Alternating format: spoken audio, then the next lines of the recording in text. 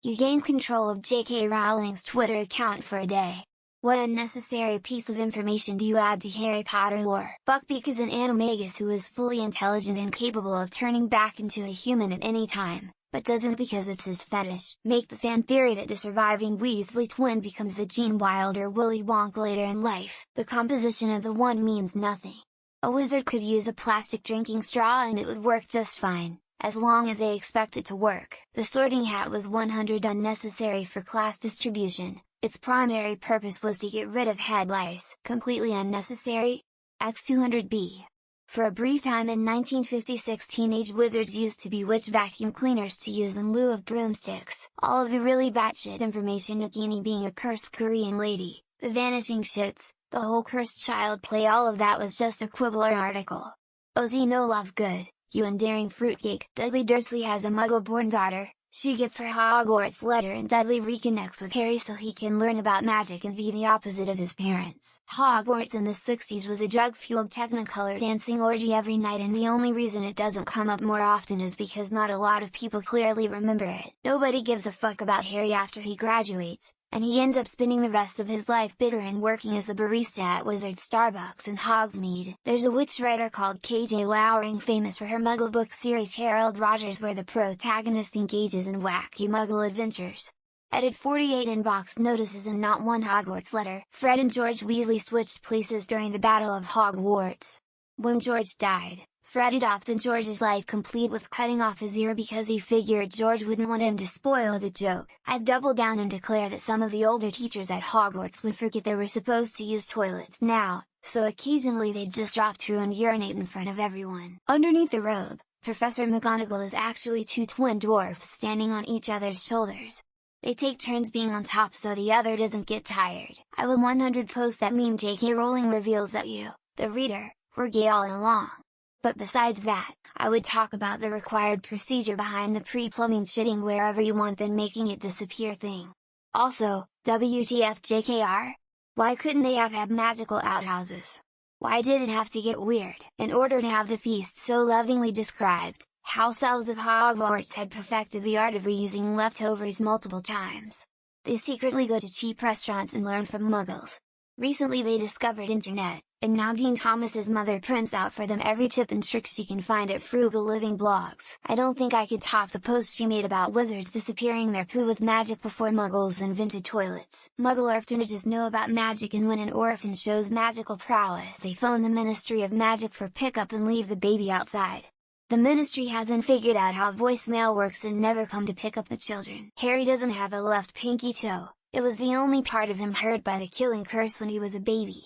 And then all of us fan theorists will wonder why Lily didn't love his left pinky toe. I'd clarify that Dumbledore wasn't really gay, just gay for pay. Figure that way, nobody is happy. I actually always envisioned Dumbledore aggressively asking Harry, maybe even yelling, if he put his name in the Goblet of Fire. There is a Wizarding World version of Magic the Gathering called Muggles the Congregation. Edit thanks for the gold kind stranger. The sock that freed Dobby was actually a Potter family heirloom, having been worn by Bobby Charlton in the 1966 FIFA World Cup final. The Potters were very quiet about how they came to acquire it. That the Queen of England is a living Horcrux and that's why she just won't die. Edit 2, shiny. Thanks. The goblins at Gringotts don't have children. They just randomly split one day during a mitosis-like process and then go about their days. Their suits are part of this process. My amusing so. Ron and Hermione's safe word is mudblood. ETA. And now my most voted comment is about wizards to put on my robe and wizard hat and start writing fanfic, I guess. Dobby's asshole has the same properties as a bag of holding and can expand to accommodate any object no matter the girth. Draco Malfoy is a werewolf. It's already true but I'd end the debate. Fun HP fact. Ron's feet squeak like clown's feet wherever he walks.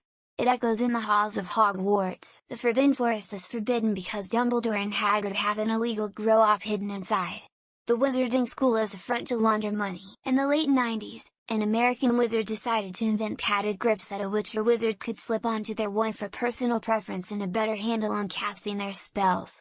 The product was called a Woody, and Arthur Weasley, with his extensive interest in Muggle items and lingo, was the only one who seemed to find it hilarious. I'd give Harry another son and name them Remus Rubius so that Lupin and Hagrid got fucking acknowledgement for having an affect on Harry throughout his life. There are some scientist wizards, which dedicate themselves to study how the physical universe and the spiritual magical one interact on the subatomic level. Just because witches and wizards have microscopic beings called magi-chlorians that live within their bodies which grant them access to magic. Even though it's very much obvious, I would like to clear the air and state, categorically, that all this time, you, my dear readers, are indeed homosexual. From the early 2000s, numerous children have rejected their Hogwarts acceptance letters in favor of the continued use of technology.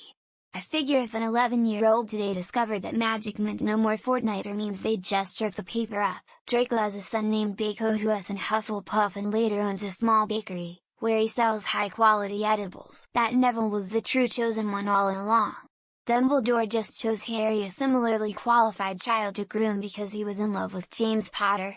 Edit a word. Coming 2021 Harry Potter, my new series about a man with a scraggly beard who spends most of each day making clay bowls, mugs, and other earthenware. Harry Potter wasn't gay, but he was really into looking at ball sacks and often paid male models to just stand around his home nude when he was an adult. The reason why Voldemort has a flat face is because he ran face first into the wrong wall at King's Cross.